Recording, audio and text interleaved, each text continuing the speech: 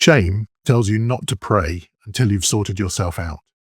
You think God wants to hear from you when you're better. But here's Jesus' story. Two men went to the temple to pray. One man had his life together. One man was a mess.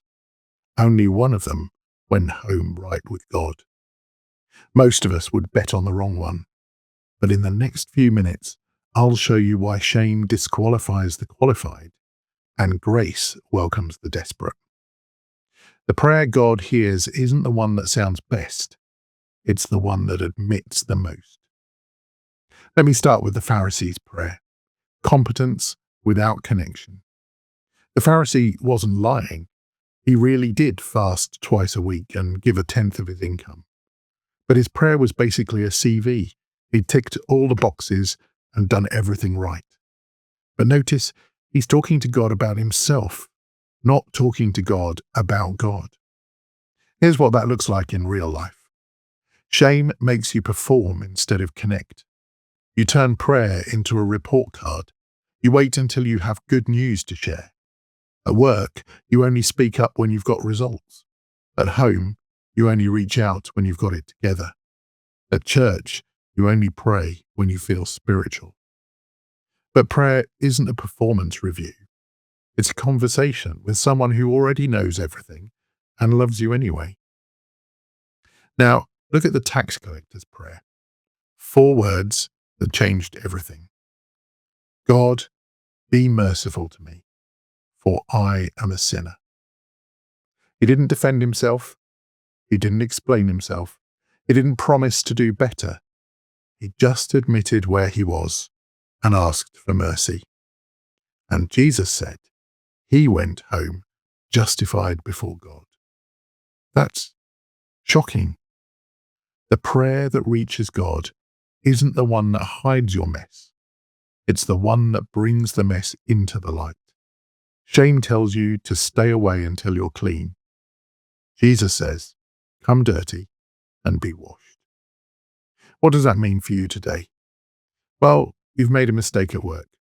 You can admit it instead of covering it up. You've lost your temper at home. You can own it instead of excusing it. You've let someone down.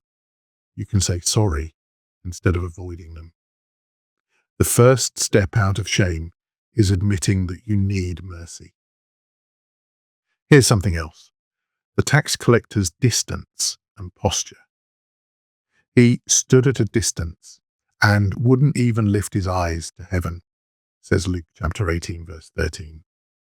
Shame creates physical distance. He felt unworthy to approach. But then here's the shock. God met him where he was standing. You don't have to have your act together to come to God. You can come from a distance. You can pray from the back row at church. You can whisper a prayer in your car before you walk into work. You can lie in bed unable to sleep and just breathe. Help. You can come without words. You can come just as you are, and grace will meet you before you've taken 2 steps towards God. Now, here's the reversal. Last becomes first. Jesus ends with a warning. Those who exalt themselves will be humbled, and those who humble themselves will be exalted. The one who thought he had everything going for him left empty. The one who admitted he had nothing left filled. Think about that for the moment. The qualified one went home disqualified. The disqualified one went home accepted. Shame keeps you trapped by making you think you need to qualify before you come. But the qualification is admitting you don't have one. In your neighborhood, that means being honest instead of impressive. With friends, it means showing up even when you're struggling. At church, it means coming even when you feel like a fraud. Stop waiting to be ready. Pray now. Listen, if shame is keeping you from praying, that's exactly what you need to pray. God doesn't want your polished performance. He wants your honest mess. You don't have to look up if you can't. You don't have to have the right words. Just say, God, be merciful to me, and he will be. Tomorrow, we're tackling something even harder.